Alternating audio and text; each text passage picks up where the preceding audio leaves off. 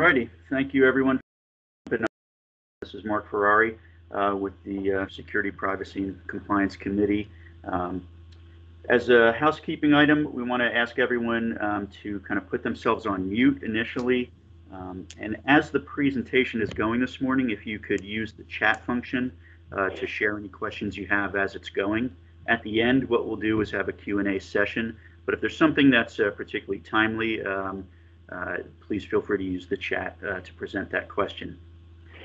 So with that out of the way, it's my pleasure to introduce Greg Michaels, who will be leading the panel today. Greg is a managing director with Kroll's cyber risk practice based in New Jersey.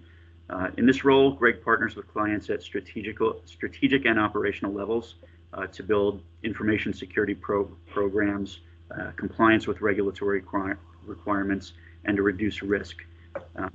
He's a deeply experienced individual. He manages a global team of technical, operational, and strategic cybersecurity specialists.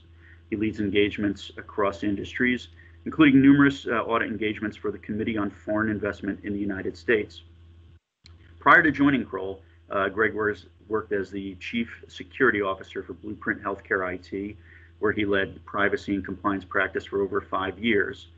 Before that, he held security and network administration roles with i3 Global and PXRE Group. Greg holds master's degrees in information assurance from Capital College and in health and technology law from Seton Hall Law School, as well as a degree in biological science from Rutgers. Greg has all of the leading and highest esteemed certifications in the security industry, including the CISSP, CISM, ISACA's CRISC, Certified Information Systems Auditor. He is a PCI Qualified Security Assessor, a project management professional, and holds the Certified Business Continuity Professional credential. Those that know him to be one of the individuals who is highly respected in the industry, and we're very happy to have him here and appreciate his willingness to share his expertise and some of his colleagues today. So Greg, I'll turn it over to you and have at it. Thanks, Mark. If I had known you were going to read that whole bio, I would have sent you a shorter one. No, it was my pleasure. Good morning, everybody. Thank you for joining the New York HIMSS October PCS committee meeting. And thank you, Tony, Nick, and Mark for coordinating and setting up this event.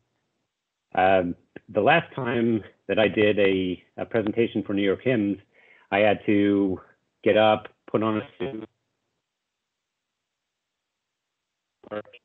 walk up to the Marriott, and really make a day of it. Today, obviously, it's much easier. I got up, I had some breakfast, some coffee, and put on a t-shirt and shorts, and here we are. So times definitely have changed, and today we're going to be really focusing on everyone's, or two of everyone's favorite topics: cybersecurity and the impact of the pandemic. As Mark mentioned before, my name is Greg Michaels. I lead up Kroll's proactive cybersecurity team, and I brought a bunch of the Kroll experts, both on the proactive and the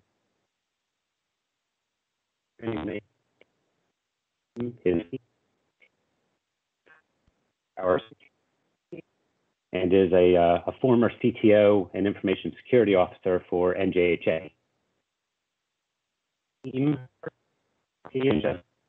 And they're lead investigators for our incident response team, and both of them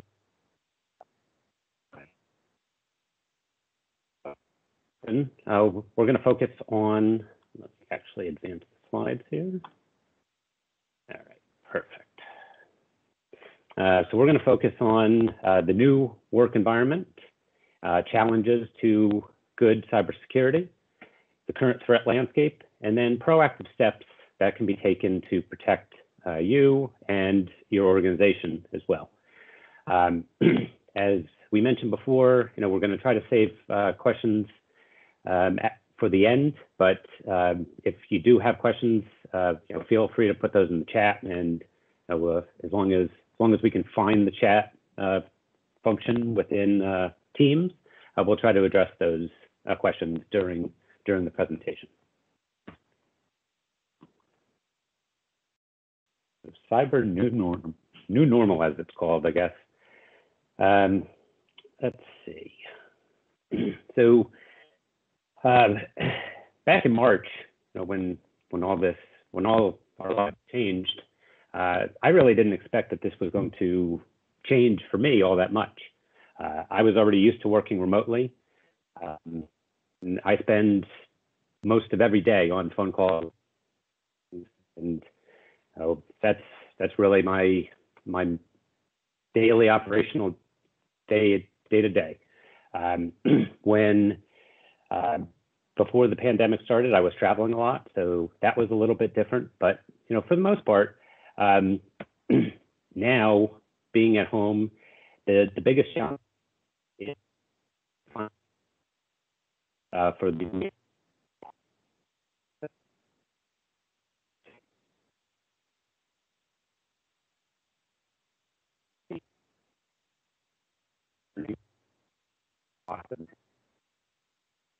I work out of my kitchen, I work on my deck, I work in my garage, sometimes in my basement. But outside of that, my work environment hasn't changed all that much. However, for many, I've never heard on these meetings so many babies crying, kids fighting, dogs barking. But over the past 6 months, all these distractions have become a reality for many folks. The distractions, the technical difficulties, constantly changing path forward, and a lack of guidance or lack of clear guidance have really increased people's stress levels and anxiety, and really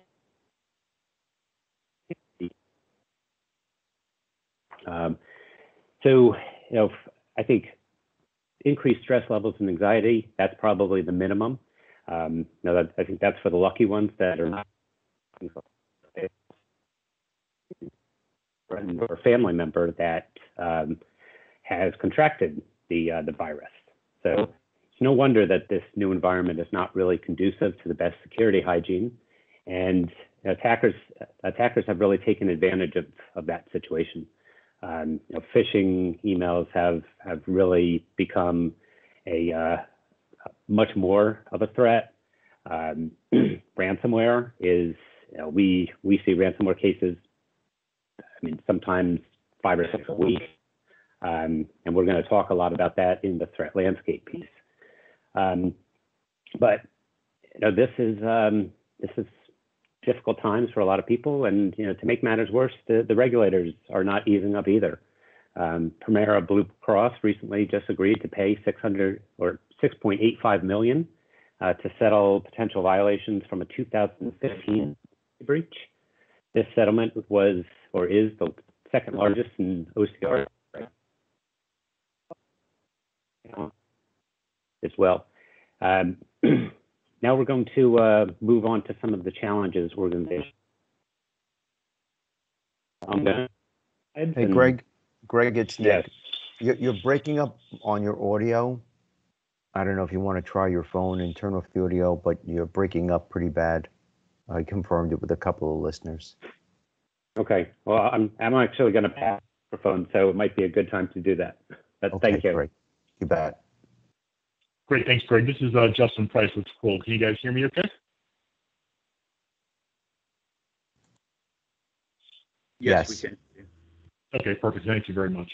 Well, thank you very much for having us. Greg, thank you for passing it over. I'm going to talk a little bit about some corporate security challenges that we are kind of seeing on the landscape. And there are many. There are many challenges, significant challenges that a lot of corporations and security departments are facing, but obviously nothing that can't be overcome with awareness, with planning, and with preparation. Those are 3 very key elements that'll help you succeed to these kind of challenging landscape. We always like to tell people that it's very important to remember that your corporate security is really the perfect marriage between people processes and with a little bit of technology thrown in. We always have to stress that quite a bit, because a lot of times people like to throw technology at problems, and that's not always the best solution. It really comes down to the people and to the processes that you have in place.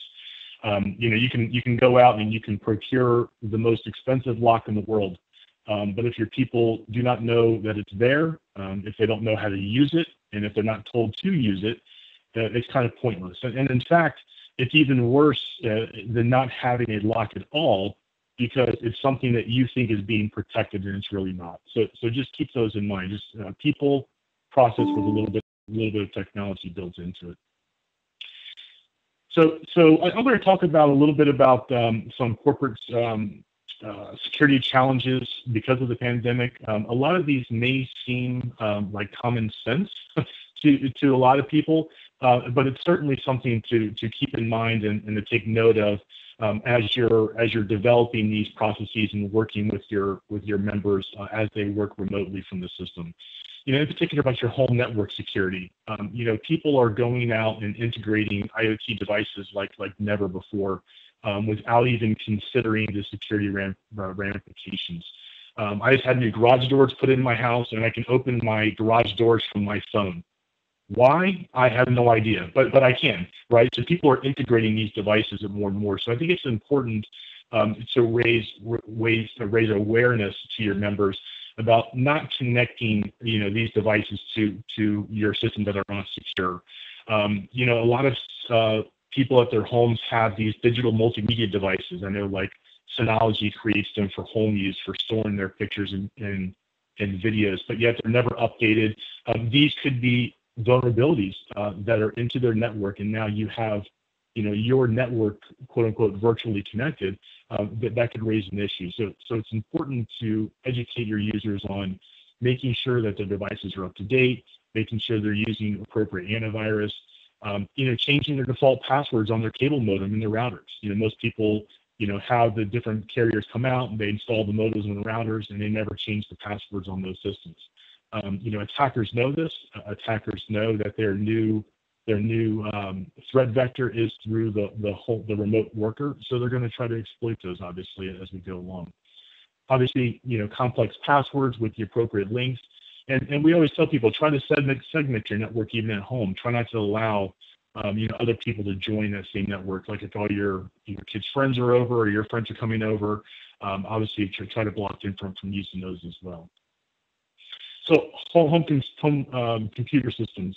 Obviously, we one of the things that are challenges we recommend highly is encrypting data, making sure your data is encrypted.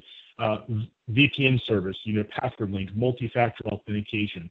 A lot of those technologies will allow the secure transmission of information and protect while they're home from those systems. A couple other big things: use only approved email communications. As I'll talk about here shortly with cloud storage, it's important that your members understand not to use personal email or other email systems outside of your environment for communication purposes. A lot of times, if the employee feels like that they're home, they're necessarily out of the watching eye of the employer, and they may use other technologies to communicate, and that can be very, very important from the communication, from the security, as well as a regulatory perspective as well. If you're trying to maintain those communications that are going on. As Greg mentioned earlier, it's critical to refresh training on phishing emails and warnings. The phishing email schemes that are coming out are very, very sophisticated. We deal with ransomware cases all the time. We're dealing with one right now with an IT vendor in the healthcare facility, and they were attacked by a very sophisticated phishing email. So much so that the entire board said, if that email were to send to me, I would have clicked on it. That's how sophisticated these are. So it's very important for you to keep continual training on people to recognize that's really going to be your weakest link. Limit game access and websites on the devices used to access your employer systems.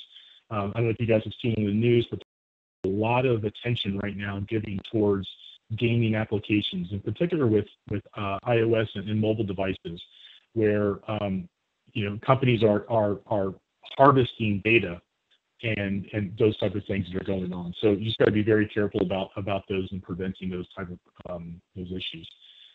Preventing external device attachments. To try to lock down those USB ports, because a lot of times viruses and malware they'll transfer from back and forth as the systems go along. So just kind of think of a lot of those common sense things as far as your home computer security equipment goes, and making sure you educate those users on doing those. Home office physical security, another topic that most people probably don't really consider now that you're having employees work from home. You tell them don't leave their laptop in places where they could be used by others. Lock your home office door, place it into a safe, take it with you while you're traveling so that you can do those type of things. So again, a lot of people are accustomed to working in an office, leaving that office and going home and not having the computer with them. But they have to start thinking about these things now that the computer equipment is home, and they need to take appropriate steps in order to prevent them from being lost, stolen, or obviously misplaced by somebody else. So that's also important. Home to office connectivity. Obviously, your business virtually has always been global. Well, now your physical perimeter is now also expanding, almost to a point to where you can't control it. So you're expanding to everybody's home and everybody's offices. So it's very important that you kind of understand that risk and build in the appropriate measures that are associated with those. I think it's a good idea to talk through legal and talk through your cyber insurance coverage. Make sure that your coverage is within scope of dealing with people that are working remote. Did your application or did your policy, would it cover a certain situation dealing with remote workers? So again, I think it's important to kind of have that conversation as well. Again, we talked about phishing attempts. We talked about using the VPNs. And another concept that we refer to is package deliveries. This is something that a lot of people aren't really paying attention to either, where you may be sending physical packages to and from someone's residential address. So it's very important to understand the risk associated with those, make sure they're tracking, make sure they're signatures, and make sure your employees know that they're to receive something so that they're home to accept those. Video meeting security. Obviously, you see a lot of, I think, quite humorous stories online about people video bombing other meetings. So it's kind of simple. Just be sure that you don't post your meeting invites on public sites or resources. People are trolling the internet. They're looking for things to do, so they can create havoc on different situations. And obviously, always educate your employees not to share or forward those invites to unintended parties. You just want to obviously have control over who attends those meetings and do so appropriately. So managing for security incidents remotely. Preparation. It's so critical to ensure that you have an effective incident response plan. So many times we are called in to handle a crisis with a company, and they don't have a plan. And so you spend critical time developing a plan and responding to answers that should have been addressed earlier. So develop an incident response plan that's going to effectively, counter your situation and that you may come up against. Distribute those reporting, train everybody, make sure they understand the points, the policies, who to contact, who to call, what they're to do if they were to experience a phishing email. Should they forward the email? Should they call somebody? Have those systems set up in place. Monitor activities more frequently. Make sure you're looking in your different network appliances for logons, email activity, overall data flow. Just make sure that you understand the normal within your company and make sure that you're looking for the abnormal. That's extremely critical with regards to identifying those situations. And understand when something becomes, when something's an event and when it transfers to an incident. You have to understand how you're going to escalate that situation. When you're going to notify the board, the insurance review, make sure, are you going to engage outside counsel, an outside forensic firm? All of those questions should be outlined in some type of policy that you can just flow through. It makes your incident response so much quicker and much more effective than trying to come up with those answers as you're going through those situations themselves. And lastly on this slide, investigating, security breaches involving PHI and bring your own devices. This is a huge challenge to every industry, not necessarily healthcare, about bring your own devices. A lot of employees, especially the younger generation, expect to be able to bring their mobile device into your environment and do things on their environments. It comes down to policies. Policy. Make sure you have policies in place that allow you to effectively manage those devices. You should not allow any type of mobile device onto your network that's not being managed by some type of mobile device management solution. So you can make sure that their systems are being updated. You can make sure that they prevent any type of websites or games that could be vulnerable to your systems. If your data is allowed on that device, you should have some type of management over it so you can ensure the integrity of those devices. Can you switch next slide? Perfect. So compounded corporate security challenges. There's obviously a huge demand and unlimited IT staff. IT departments are running companies. They're data, and data is the resource that you're holding. So there's a lot of challenges as a company trying to manage the IT staff, making sure that they're salaried, make sure that the training and they have the appropriate resources to do this. One of the very sad aspects of a lot of breaches is a lot of IT departments come to us and say, we're so glad that you're here because you'll tell them that we need X, Y, and Z, and then the management will buy it because we've been telling them this for 5 years. That could have maybe be prevented or detected the event earlier in time. So be sure that you reach out to your IT departments to be sure that they have the resources and the training that they need. So often we see you can buy technology, but if they don't have the ability to manage it and run it, that could obviously be an issue there as well. So obviously COVID-19 has changed everyone's view on remote work, on school, food, purchases. We are changing our lifestyles based on COVID-19. And obviously there is pressure for effective remote workforce. I think it's important to establish those procedures in place, making sure that your employees have the same effectiveness at their job, they keep their communications up, their interactions. I think that's all very important in order to be sure that you have a good flow of business as you're going through.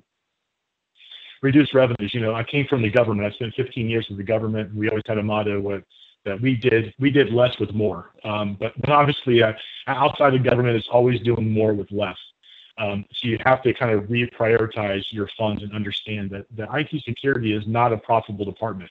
It's an expense, but it's a very important expense that's going to, hopefully prevent and detect any type of instance that you had that could cost a lot of money in remediation. Incorporating auditing and monitoring. It's also important we try to stress that nobody expects 100% security. It's impossible. That's the goal. That should be your goal as an organization, to have 100% security, but that's not realistic. And really what most companies are judged on when they have an incident is not necessarily did they prevent it, but did they detect it within a reasonable time frame. Prevention is a goal, but detection is a must. You have to have the procedures and policies in place in order to detect incidents that occur. So be sure that you're auditing and monitoring your systems, and making sure you keep an eye on what normal is so you can identify what the abnormal is. Managing increased help desk. I think the worst job in the world right now would be an IT support for schools. That would be extremely overwhelming. I have my entire family is in the teaching world, and they're constantly dealing with trying to track down IT staff. So be aware of this. Understand that they're under increased pressure as everybody is dealing with different technologies. Not everybody is technologically savvy. So it's just important to be aware that your help desk is going to be taxed, and make sure they have procedures in place in order to kind of balance that as well. Explosion of non-sanctioned cloud servers. So this comes down to what I call people are inherently lazy, I believe. And they will do everything they can to work around a requirement that's too difficult. if you set up a procedure or policy in place and A, it doesn't work, or B, it's too difficult to use, your employees will find another way around it. There's no question. They'll start using cloud, they'll start using Gmail outside the personal and sharing documents with other members. So the point is, make sure that whatever type of technology that you have in place for those remote workers, make sure that they understand it, make sure they know how to use it, and make sure that it's easy to use. If it's not, they will find other ways around it, guaranteed. And that's when you start having an issue from a security and regulatory perspective if you can't manage the control and the flow of where your data is going. All right. Thank you very much. I'll pass it over to my colleague, Jeff. Thank you, Justin. Good morning, everyone. So like Justin said, we're going to roll right into more of the incident response aspect of the current threat landscape during the COVID era. Like Justin was explaining, myself and Justin handle the, we come in after there's been an incident, whereas Greg, Keith, and their team are there to help you prevent something. So we get to see a lot of the ugly of it. So the first bullet point discusses, with the always ever-present threat to the healthcare industry, right? 2020 has certainly provided a suitable and convenient path for threat actors. So rolling right into the next bullet point, we see that email compromise is still the most common infection vector. So in Kroll's experience, most of what we're seeing is that email compromise is accomplished via phishing campaigns, URLs within an email, even social engineering we're seeing where folks are manipulated by a text message or a phone call. Also, as Justin was explaining, we're currently working engagements where malicious mailbox were attached with an email that somebody just happened to double click on, and from there, they executed a whole world of badness.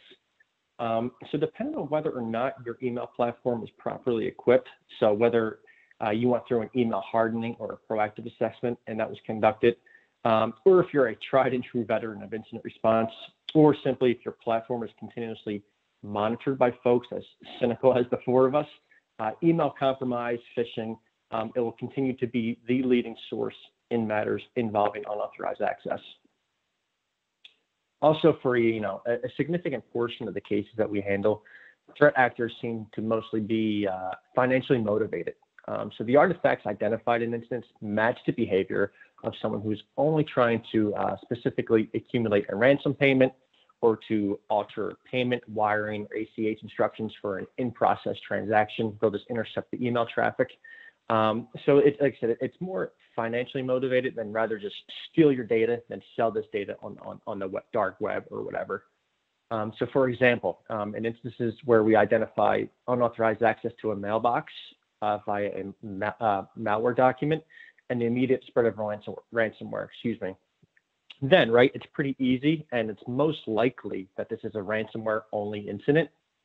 Right, because there was unauthorized access to a mailbox for a few seconds, a few minutes, maybe, right, you have legal and regulatory obligations, depending on what they are, to identify the extent of what data was accessed, viewed, and or exfiltrated. So that can be a challenge, right, to articulate the analysis of that data in a way to satisfy any of your legal or regulatory obligations. And Justin, again, just to echo what he stated earlier, it's important to establish that working relationship, right, and receive guidance from legal representation. And to have an appropriate and effective incident response plan. Email-based attacks. This is going to be the sort of the theme of the hour, right? That accounted for approximately 47% of reported data breaches in Q1 2020. What else happened in Q1 2020, right? It's kind of a coincidence how it's kind of running in parallel. The world shuts down. There's a pandemic. Attackers they know this, right? And they're taking advantage. So we see how the threat actors are rapidly adapting and tailoring their attacks to mirror the global crisis. So in this third bullet, dealing with healthcare providers, we see that they are the most targeted segment of the healthcare industry. So this is a rather large and in my opinion, a quite alarming number. Approximately 75% of total data breaches reported by the healthcare industry. And here our final bullet point. Unfortunately, this is something that we would describe right in pre-2020 as a worst case scenario or a potential inadvertent outcome of a cyber attack. Well, it's occurred, right? Of course, we extend our condolences to this individual and their loved ones who lost their life as a result of this attack. but right, it was the perfect storm of a patient in need of immediate medical attention, a world already at wit's end in dealing with a global pandemic, potentially understaffed resources at the hospital, and so on and so on, right? We can keep on, going down this rabbit hole. Again, just to echo what was previously stated, a threat actor is utilizing their resources to infect the hospital, which in turn cause the death of a patient. For any attorneys on the call, maybe your ears are perking up now. I'm curious to see how this would play out in a court of law within the respective jurisdiction as far as the death as a result of some of these actions. So we can move on to the next slide, please. All right, we're big fans of pie charts. So to articulate some previous points of discussion, there is the ever-present threat to anything plugged in and connected to a network. Justin, that's including your garage doors, buddy. So because the healthcare industry stores data of immense value, both legal and regulatory wise, this data, right, it's a hard target. It is a target for attackers because they know the value of it. Along with the legal obligations that you have to keep this data safe and statutes in place here stateside and laws respective to countries around the globe, right? This data has a lot of value to it. And attackers know this. And they know that folks are willing to often pay a hefty ransom to retrieve their data. So threat actors, right? I mean, even before COVID, we're always at home sharpening their teeth, but COVID certainly kicked this into full gear. Kroll is continuously working and identifying a steady flow of cyber-related incidents and security events, COVID-related. So in our reporting, phishing remains the #1 draft pick in COVID-related attack vectors. It's not a surprise to me that this is #1 because it's easy and it works, right? We all know how it goes. A threat actor sends you a malicious link or a file in an email. The user clicks on that link and enters their credentials, followed by that user denying ever clicking on anything. I think in my 4 years here at Kroll, I've only had a handful of folks say, you know what, I messed up, I clicked on it. For the most part, nobody ever wants to acknowledge it, right? Embarrassment, fear, whatever. Upon clicking on that link, the threat actors establish and maintain persistence via an inbox rule or a forwarding rule, or even establishing a command and control channel. So once all this is done, they are now filtering your data right away from your computer. This data can include sensitive information, credentials, your secret recipe, your browsing history, et cetera, et cetera. So we can move on to the next slide, please. All right, we have some more pie for you all. So here are the numbers as reported by Kroll. As you can see, email compromise, phishing specifically, and ransomware take out the largest chunk of this pie in our COVID-related incident response matters. So having worked a significant amount of these cases, we constantly observe identical threat patterns, groups, and their tactics used. Just to echo again previously, as if our nervous systems weren't fried enough from the events that have occurred thus far in 2020, the threat actors are taking advantage of and exploiting an already overwhelmed, oftentimes understaffed organization without an incident response plan. So we can move on, please.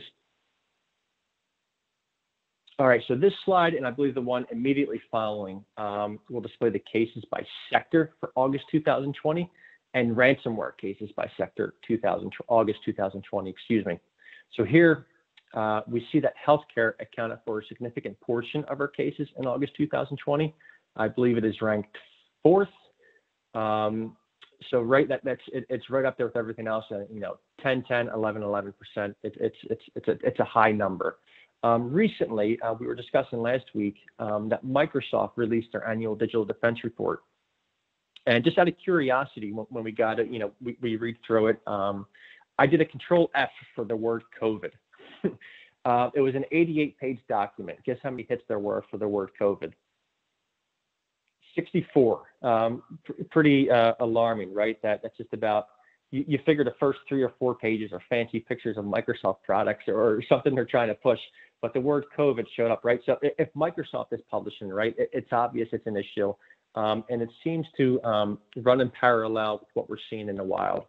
So to avoid any other, miscalculation or misreckoning on Kroll's end, our numbers, reporting, and documentation, thankfully, right, are similar, and like I was saying, run in parallel with what Microsoft is reporting. So I presume, right, that's the same as well within the world of IR and IT overall. And I'm sure other firms and organizations are nearly on the same page. So we can go to the next slide, please. All right, so with this slide, we have listed and graphed out, sorry, there's no more pie charts, ransomware variants that Kroll has observed in August 2020. So Raya, Kamaze, Dharma, Sodanakibi, Remkos, RatTools, LokiBot. Bottom line, there are many flavors and funny names associated with ransomware, and some come with capabilities that others may not possess, whereas some are meant just to lock up your files and request payment, where others are meant to lock up your files, request payment, and also send you a screenshot of the 500 gigs of data they funneled out, right? So they kind of put you in between a rock and a hard place. Many of these variants are brought to life and maintain their persistence in a victim's network by either email or RDP, right? I mean, we keep on harping on this email and RDP, bogus emails with fake attachments regarding, a new case of COVID in your building, right? Or an executable embedded with an attached document. Bottom line, they're leveraging COVID. We see a lot of emails with variant COVID-related scams. Threat actors will regularly utilize a vulnerability in something as well, like Citrix, to obtain RDP access. A huge number of our matters involve this specific vulnerability. Kroll has also observed a significant portion of events with Cobalt Strike. So attackers, right, are often using legitimate tools for nefarious purposes. Who would have thought? Once inside of someone's network, the threat actors will most likely run credential harvesting tools, disable antivirus, create startup events, all in effort just to maintain persistency and establish their command and control channels. Here in this slide, the suspected inspection vectors, we list out what we've identified in August 2020 during our investigations. So back to what was published last week by Microsoft, our numbers and stats are fairly consistent with what they're reporting. That's always ensuring, right, to see that we're tracking with an organization as large and as reputable as Microsoft. Then again, they make all this stuff that's causing some of us to lose sleep at night and years off of our life. So to re-articulate what was previously stated, attackers are using this opportunity to take advantage of the current state of the world, workforces, and infrastructure. No CEO, member of senior management, or anyone within IT could have predicted that, right? They would have to stand up an infrastructure practically overnight for employees to work from home. As if you didn't have enough issues with folks in the office clicking on things they shouldn't have. For the most part, unless you have a very involved and experienced group of leaders, IT was once only thought of just being there to make sure things work. But right, we know that's not the case. That security mindset to make sure your data is safe. So these infection vectors were right in line with what other IR firms are reporting and with what Kroll is seeing. So key takeaways. In summation, we share with you just the daunting statistic that right over half of 2020 healthcare cases year to date occurred through Q1. So right in line with Justin, I spent 12 years in law enforcement. We often saw human beings at their worst. But this behavior in particular is still coming as a shock to me, right? Particularly due to that, there's that sheer lack of sympathy or empathy for threat actors, right? A global pandemic was viewed as an opportunity for them to do harm. So this seems to be the theme of the hour. RDP and email-based attacks are the leading sources of unauthorized access. So with that being said, let's roll right into Keith Novak and Greg Michaels for them to break down and provide their invaluable knowledge of the proactive risk management services they provide and how we can all address and potentially mitigate any future incident. Thank you. Thanks, Jeff. Good morning, everyone. This is Keith Novak with Kroll. Going to follow up on, obviously, Jeff's components there. Really did a good job laying out the type of attacks and the threat vectors that we're seeing here at Kroll. And as you look at this list, I hope that these are all the usual suspects for you, because the reality is the recommendations that we make haven't really changed that much, even though the threat vectors have sort of continued to evolve, right? Take advantage of COVID and email threats. But the reality is the core controls still remain the same. Multi-factor authentication, no surprise, right? If we didn't have it on here, I'd say that we were negligent, if you will, for not showing that. But the reality is, as we do investigations, we find companies have multi-factor authentication. However, there's a couple things that are missing. It's only on remote access to the corporate network. It's not on their cloud services like Office 365, or they've implemented it in Office 365, but they haven't completely ensured that all of the configurations are in place, like restricting legacy protocol access, which allows a bypass for multi-factor authentication. They enable it, but they don't enforce it. I was doing a pen test a few months ago, actually, for a healthcare organization. And what we found is that they had remote access with multi-factor authentication for the physicians. The problem was that they would enable remote access and the multi-factor authentication for those physicians, but they wouldn't force them to enroll the device. And so what happened was we were able to phish one of those doctors. We got their credentials, accessed the remote VPN connection, and just enrolled our own device as that individual.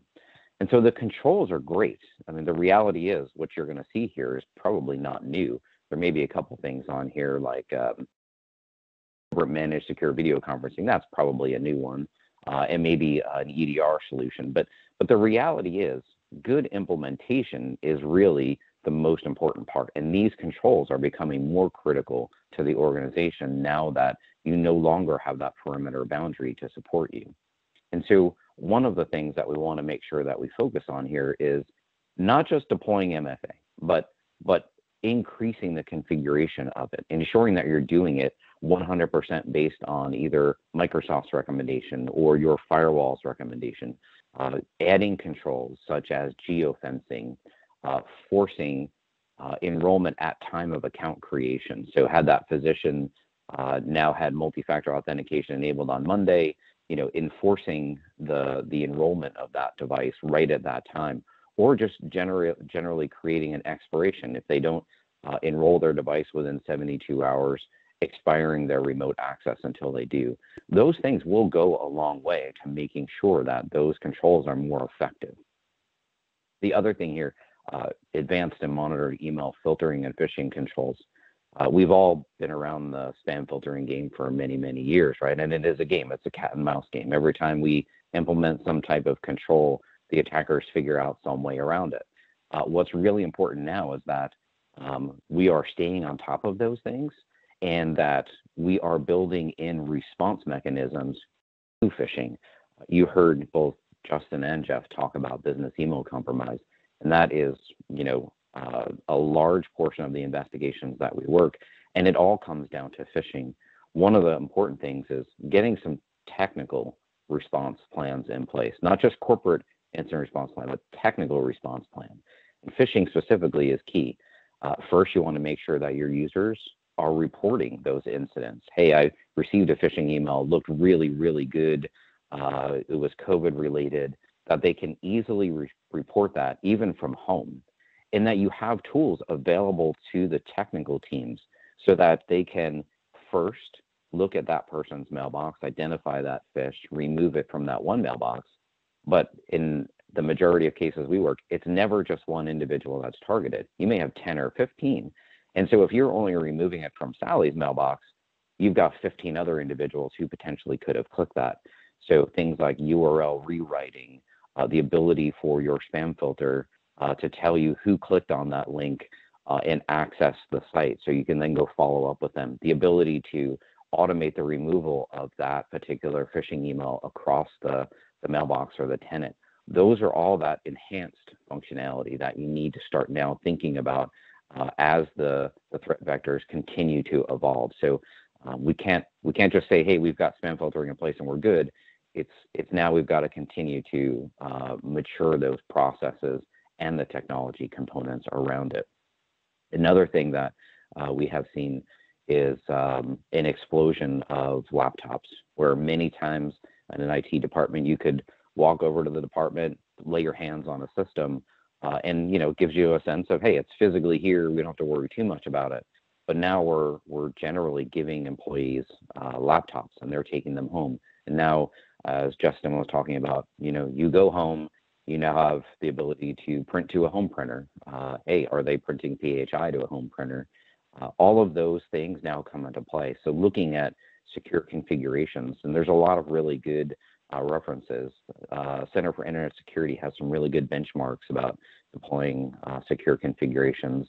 DISA, DISA STIGs are put out by the government, and you can say for a Windows 10 system, what should we be configuring there? Group policy is great. A lot of organizations have Windows Active Directory, and group policy is a function just built into it that allows you to automate security controls on those systems, even beyond your borders. And that's really the most important part here is now that equipment is no longer within your four walls. It may not be checking in, it may not be on your network to pull an update.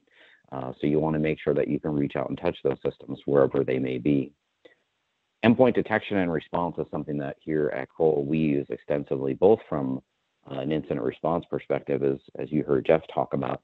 In a ransomware case, one of the very first things we do is start to deploy endpoint detection and response. And what that does is it gives us the ability to see what's happening on those endpoints.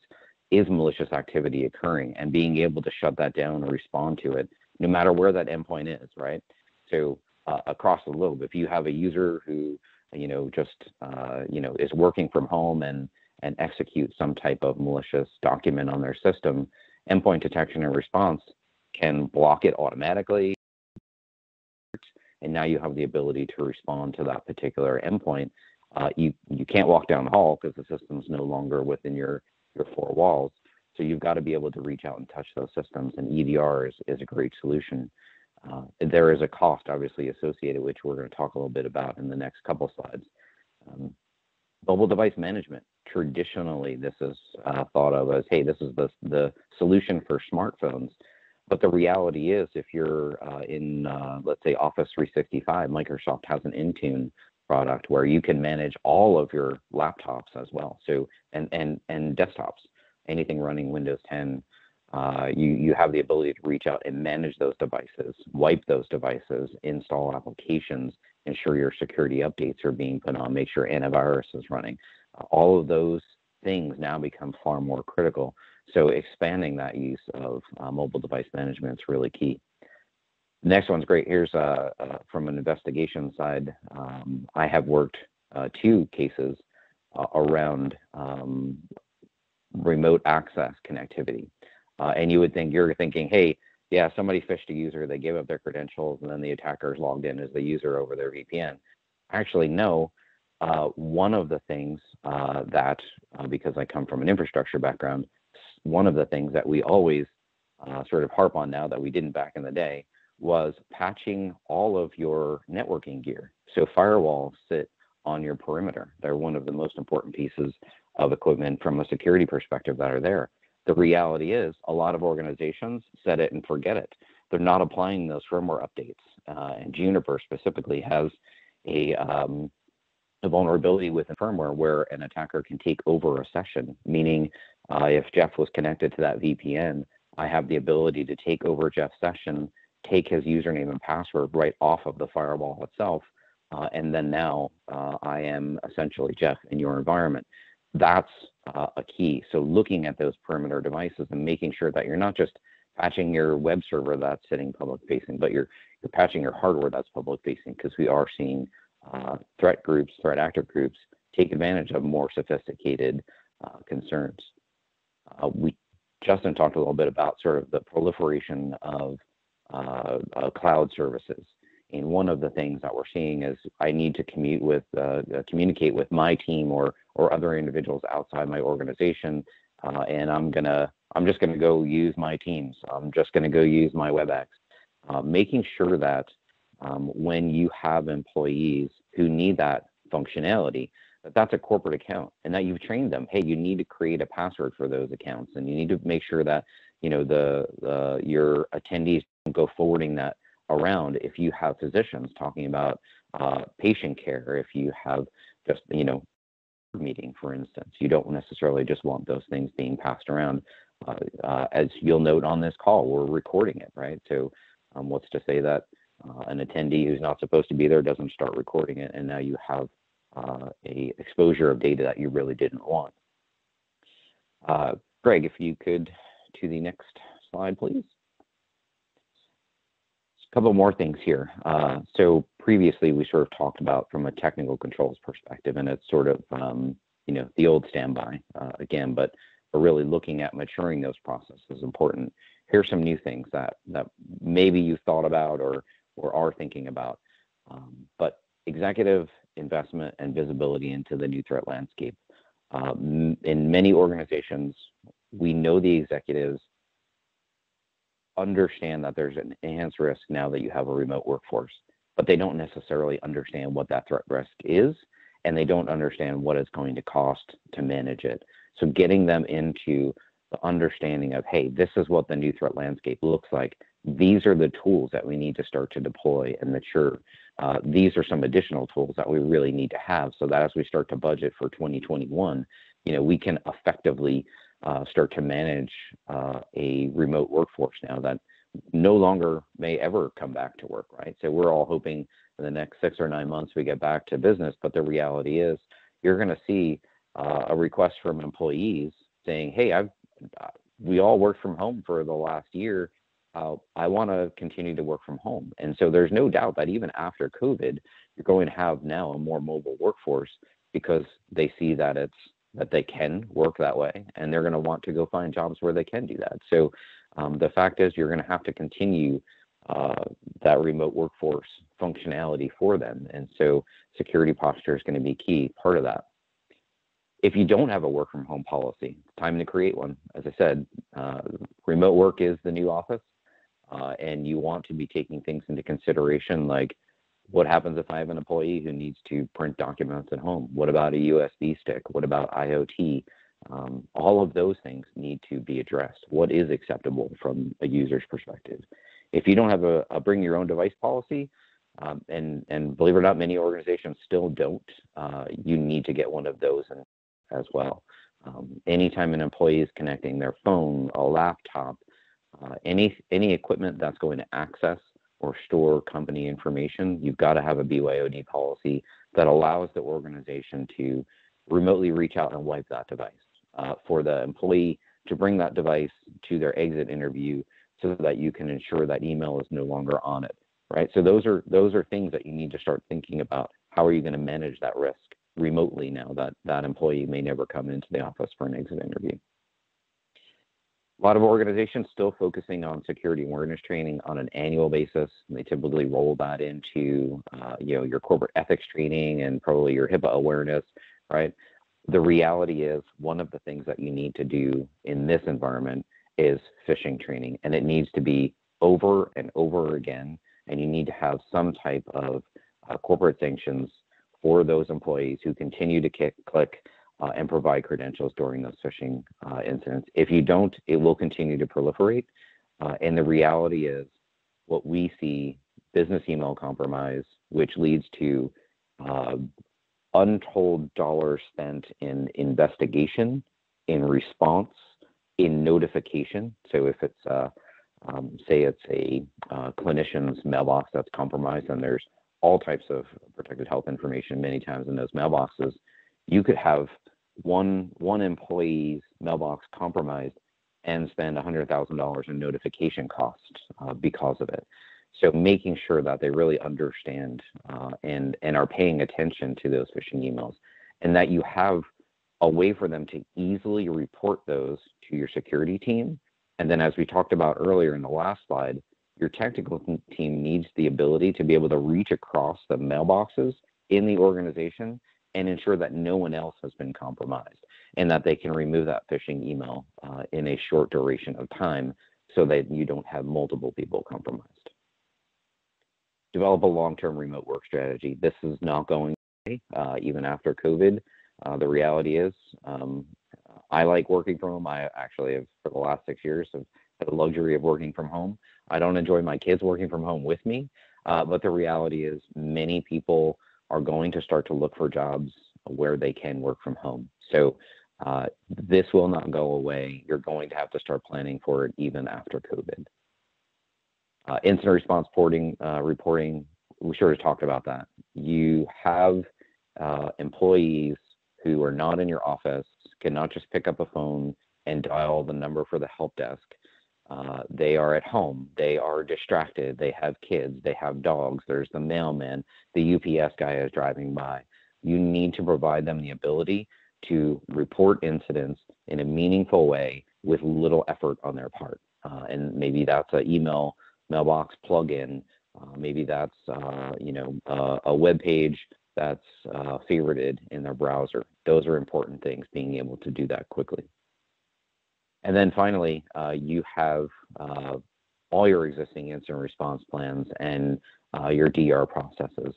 A lot of the things that we've talked about here, business email compromise and ransom, start setting up tabletop exercises where you can exercise your incident response plans and take into account, hey, I now have a ransom incident that's taken out, 50% of my workforce. Start to think about those things. How do you respond to a business email compromise? And really start to practice where you need to be to remediate those types of events. And really the last thing, one of the controls that we see consistently compromised or leveraged by attackers is local admin rights on systems. And one of the very first controls that we have seen removed, a good control that's actually been removed, is providing users local admin rights, because now they are no longer within your four walls and they need to go home and they need to install applications, or they need to run some legacy application, and without local admin rights they can't do it. And so the reality is that user now is a critical risk to the organization, and you need to start taking into account, how are we going to manage those endpoints when a user doesn't have local admin rights? How are we going to publish applications? How are you going to make sure you've got your software updates and ready to go? So that's it for me. Greg, I'll kick it back to you.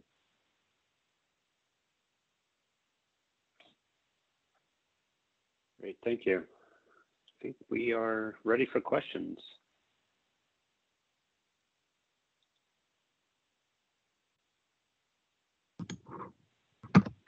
I think we're ready for questions now. Yeah, so I texted a question earlier. Are organizations moving more towards software as a service solutions, thinking that the security environment is more robust than what they can provide, and that also they can shift the liability of any type of breach occurrence to the provider of that service?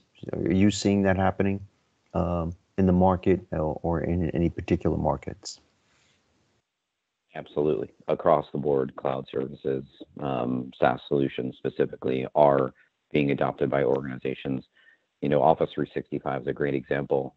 When you have sort of on-premise Exchange, say, you've got to manage that licensing. It's very costly, and really it's a standalone solution. So what we've seen is heavy adoption of Office 365, or Microsoft 365 now, as they call it, and they've built out extensive services. So you've got Azure, where you can deploy servers, where you can deploy web services. And so, yes, absolutely heavy adoption of SaaS services. What we are finding, though, is that organizations aren't doing their due diligence when they move into those environments. So yes, Office 365 offers a bevy of security functionality over your on-premise Exchange environment. The problem is, if you don't do your due diligence or have somebody review those tenants before you move into them, what we're finding is a lot of the controls that could be put in place have not put in place, and it's because the IT teams, not for a lack of trying, but there isn't really great documentation from Microsoft's perspective of all of the things you need to do to actually start to secure that environment. So we would encourage to make sure that you're looking at all the Microsoft guidance solutions, engaging a third party to do an assessment of those tenants. Office 365, Azure, AWS, even GCP, Google Cloud Platform. There's a lot of really good functionality, especially from a security perspective, but you've got to make sure that you're implementing it correctly and completely. Otherwise, you're really not taking advantage of all the capabilities there. And you could potentially open yourself up, further, almost sometimes in a worse state than had you been in an on-premise environment. Okay, thank you. All right. We are at the top of the hour, and I know a lot of folks only schedule an hour and then they need to move on. So Mark and or Tony, I don't know if we can entertain any more questions. We recorded this so we can get this to the our constituency at large. Anything else before we close up, Mark, Tony? And I want to thank everyone from Kroll. That was an incredible presentation. Greatly appreciated. I agree. Yeah, Greg, Justin, Jeff, and Keith, thank you so much for your time and your insight. That was very interesting, very timely as well. For the audience, before we conclude, I want to remind everyone, take a look at the New York HIMSS chapter website. There is a kind of on the heels of this presentation, there's a presentation on October 14th at noon with a really stellar panel regarding lessons learned from COVID and reimagining the future. Please check that out and put it on your calendars. It'll be a terrific event. So once again, thank you everyone for your time and attending this morning. And Greg and the folks from Kroll, thank you once again.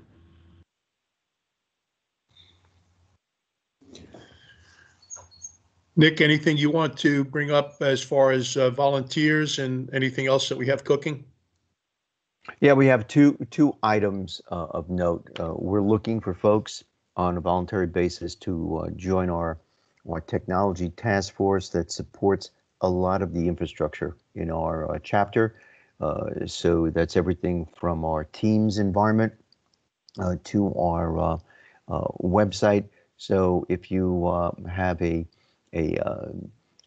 tendency to be what I'll say, enjoy the technical, but not get over engrossed with it, but are not afraid of it.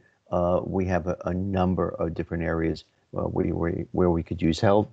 Also, on the compliance side of the street, I've put in place a compliance committee, and one of the things that we are asking all committee members to do is we will be sending out today a document that basically just reaffirms the level of confidentiality that committee members are entrusted with in terms of members' information and what can and cannot be shared in the New York State HIMSS chapter setting. So look for both of those. But if you know of anyone or yourself who is interested in becoming more involved in the chapter, especially helping us with a lot of the infrastructure, just like this presentation, just get in touch with Tony or myself. And it's not too intrusive or onerous in terms of time commitments, but given our virtual world, we could use that assistance. So by all means, please reach out. All right, thanks, Tony. That does it for me. Thanks, everybody. Look for our next month. PCS committee will be the first Monday at 9 a.m. And I want to thank everybody today. Great job. Thank you very much. This recording will be posted online as soon as we have the opportunity. So give us a little bit of time and we'll get it out to everybody. Okay. Thank you. Have a great day, everyone. Stay healthy, stay safe.